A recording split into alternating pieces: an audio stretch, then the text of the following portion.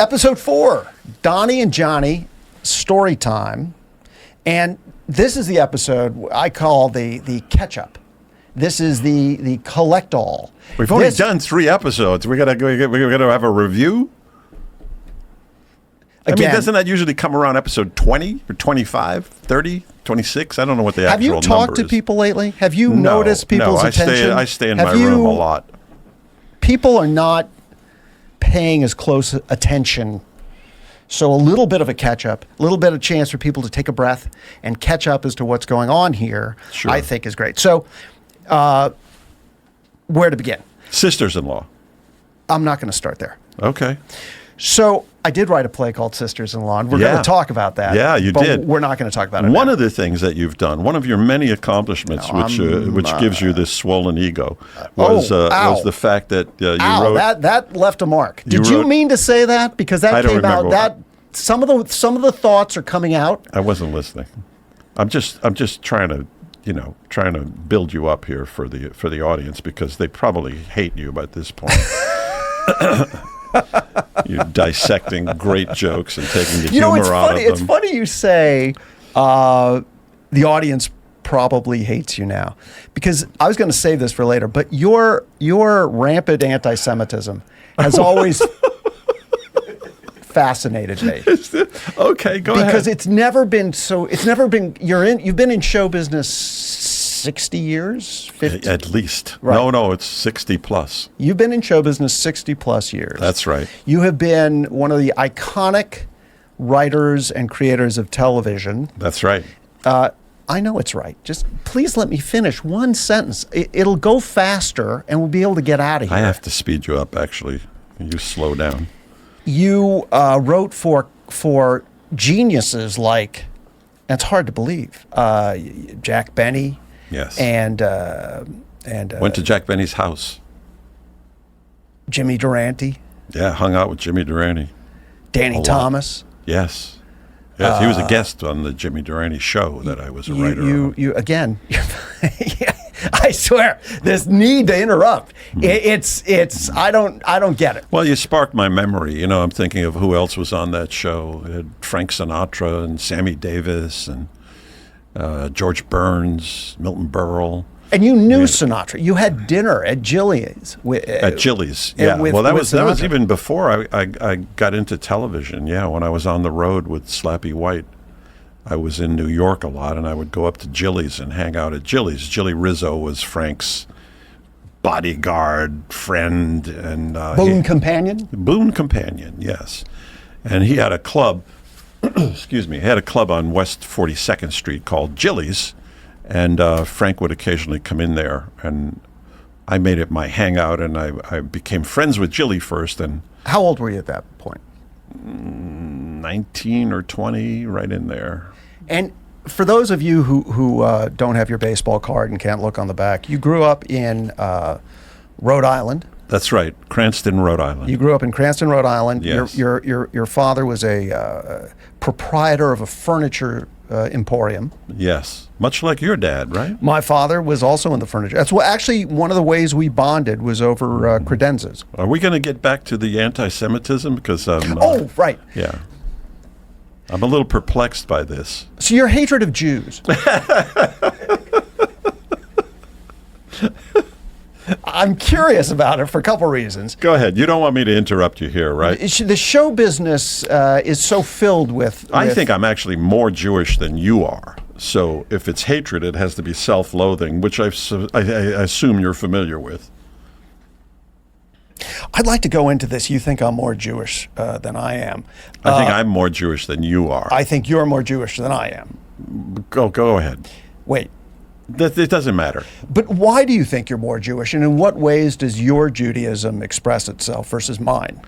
Because mine is more liturgical, doctrinal, and faith-based. That's right. So your Judaism is... I'm more of a Hamisha guy than you are. You're more culturally Jewish. That's right. Okay. And that's the only part that really counts. The rest of it is just, nonsense. Again, I want to apologize to the audience. If this were a video, if this was a visual medium, yes, what people would see is our visages. Yeah. Yes. And our demeanor. Yeah. And they would be, I think, amused or appalled by your claim, because you look like about 50 miles of ham, whereas I look like the chosen people. All right. I think we already established that I'm devilishly handsome. We have established that for sure. Okay. So I don't know how that goes with 50 miles of ham. Oh, what do you mean by that? What does that mean? I don't know. I haven't been well.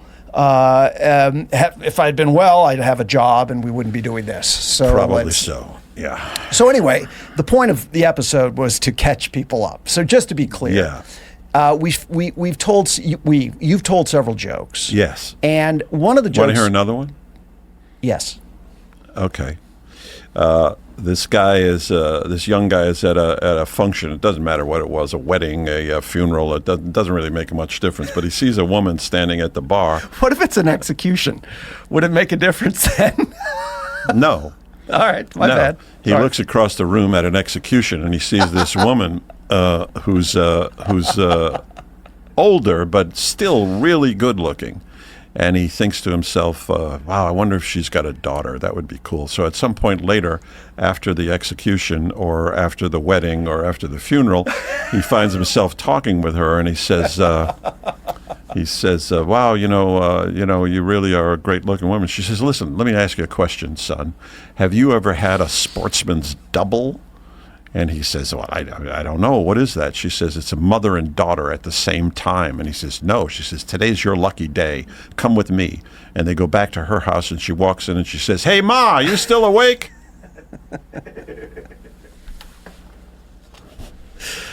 Well, that's actually perfect. That joke is perfect because it allows us to catch up on what we've been doing up till now. Yeah. And what we've been doing up till now is exploring stories. And particularly you've been calling me an anti-Semite. That's not good. We need to put this to bed.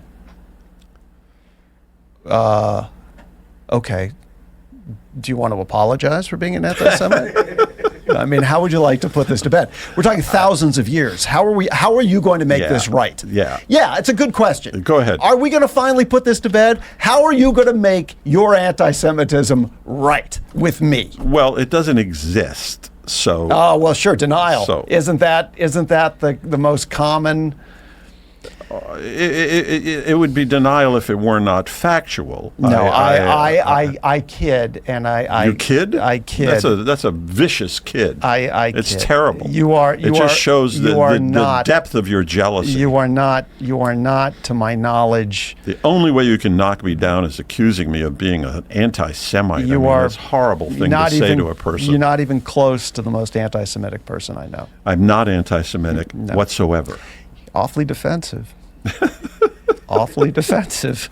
Well, I think it's commensurate with the accusation. Well, is it not? I don't. Do you understand what commensurate is? I know it's. I'm putting it on the list of words to look up that Don has made up. Right. It's next to visage.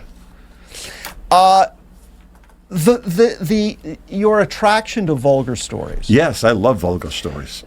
So many of the stories involve, I guess, what I would consider to be inappropriate behavior. For example, the joke built on the notion that older women wanting to have intimacy is funny.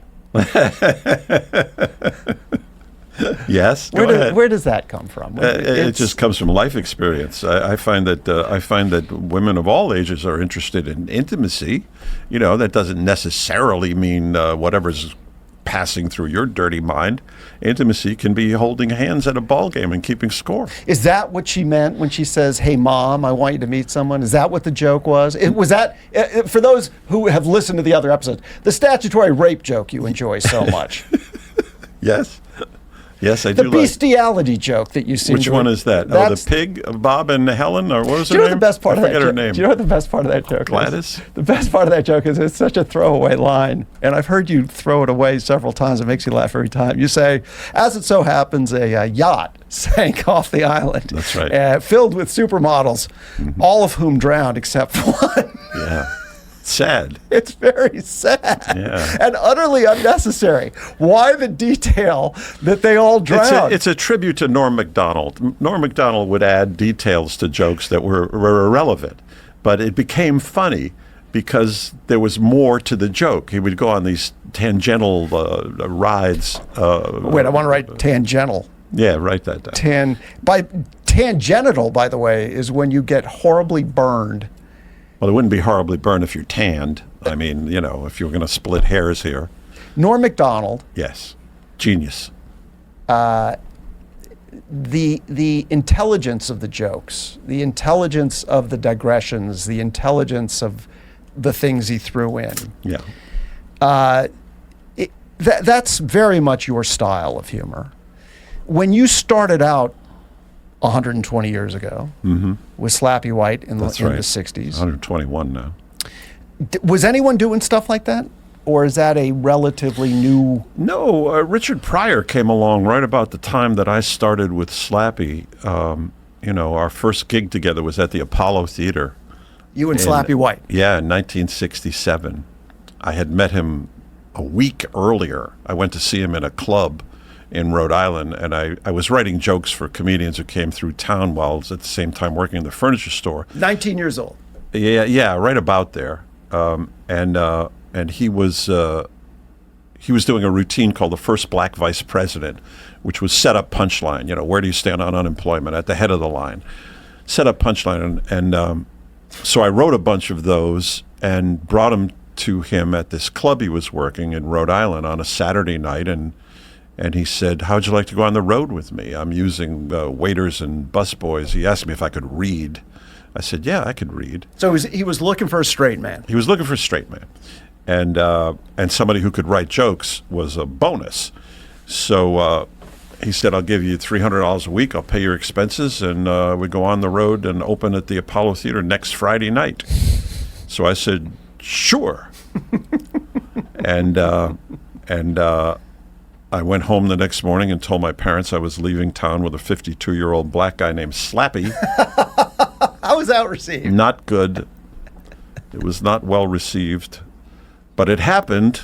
You know, I went out and bought 2 tuxedos and I